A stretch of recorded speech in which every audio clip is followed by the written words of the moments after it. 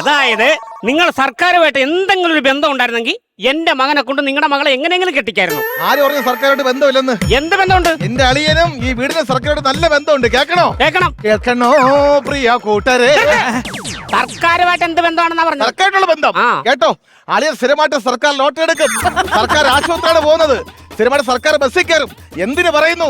ഈ ഇരിക്കുന്ന സർക്കാർ പുറമ്പോക്കിലാണ് അളിയൻ വീട് വെച്ച് താമസിക്കുന്നത്. അറിയാമോ?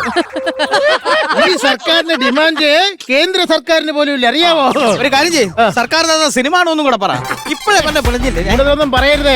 നിങ്ങൾ ചിലരെങ്കിലും സർക്കാരിന്റെ ശമ്പളം മേടിച്ച് ഫാന്റെ ചോട്ടി കിടന്ന് ഉറങ്ങുകയാണ്. ഇതാണ് എല്ലാരും സർക്കാർ ഉദ്യോഗസ്ഥരെ പറ്റി പറയുന്ന കംപ്ലൈന്റ്. ഇതാണ് നമ്മൾ ഉറങ്ങണം. നമ്മൾ ഉറങ്ങാനുള്ള കാരണം എന്താണെന്നറിയാമോ? ഉറക്ക ഒഴിഞ്ഞ് കഷ്ടപ്പെട്ട് പഠിച്ച് ഊപ്പാട് വന്നാണ് നമുക്ക് ഈ ജോലി കിട്ടണം.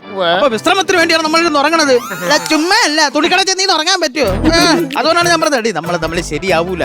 പറ്റൂല, എനിക്ക് നിന്നെ മതിയടാ. ഇതുവരെ നിനക്ക് സർക്കാർ നമ്മൾ തമ്മിലുള്ള വ്യത്യാസം നിനക്ക് മനസ്സിലായില്ലേ? ഇനി ഞാൻ പറഞ്ഞുതരാം. നിന്റെ അച്ഛൻ എന്താണ് ജോലി? പശു വളർത്തല്. എന്താണ് ജോലി? ഞങ്ങളെ പശുവിനെ വളർത്തിയാണ്. ഈ പശു ചെത്തി കഴിഞ്ഞാൽ എന്ത് കിട്ടും? മൂക്ക് കയറ് കിട്ടും. അതെടുത്ത് തൂങ്ങി ചാവാനേ നിങ്ങൾക്ക് പറഞ്ഞിട്ടുള്ളൂ. ഒരു സർക്കാർ ഉദ്യോഗസ്ഥൻ അങ്ങനെയല്ല. നമ്മൾ ആ ജോലി ഇന്ന് വിരമിച്ചു കഴിഞ്ഞാൽ നമുക്ക് പെൻഷൻ വന്നുകൊണ്ടിരിക്കും മരണം വരെ. ഇപ്പൊ മനസ്സിലായോ? നിങ്ങൾ നമ്മൾ ചേരില്ല. അതുകൊണ്ടാണ് ഞാൻ പറഞ്ഞത് പോയിട്ട് വരട്ടെ. 12 മണി കഴിഞ്ഞാൽ പോയിട്ട്.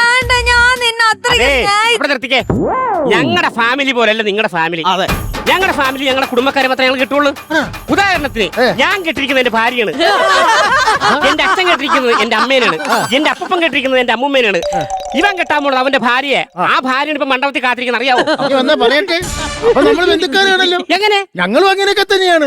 ഞാൻ കെട്ടിയിരിക്കുന്നത് എന്റെ ഭാര്യയാണ്, എന്റെ അമ്മ കെട്ടിയിരിക്കുന്നത് എന്റെ അച്ഛനെയാണ്, എന്റെ അമ്മാവൻ കെട്ടിയിരിക്കുന്നത് എന്റെ അമ്മായിയാണ്, എന്റെ കൊച്ചച്ഛൻ കെട്ടിയിരിക്കുന്നത് എന്റെ കൊച്ചമ്മയാണ്. അത് വെച്ച് നോക്കുമ്പോൾ ഇവ കെട്ടേണ്ട എന്റെ മോളെയാണ് ഭാര്യയായിട്ട്. അളിയ, അപ്പൊ ഞാൻ കുടുംബത്തിൽ ആരും അല്ലേ അളിയ? എന്റെ അളിയെ ഒന്ന് പറഞ്ഞ് മനസ്സിലാക്കി വരട്ടെ അളിയാ. അപ്പൊ ഞാൻ ഒരു കാര്യം പറയാം. എല്ലാവരും കേൾക്കാൻ വേണ്ടി ഒരു കാര്യം മാർക്ക് പറയാം. ഈ മാർക്കോ ഒറ്റയ്ക്ക് വഴിപറ്റി വന്നവനാ.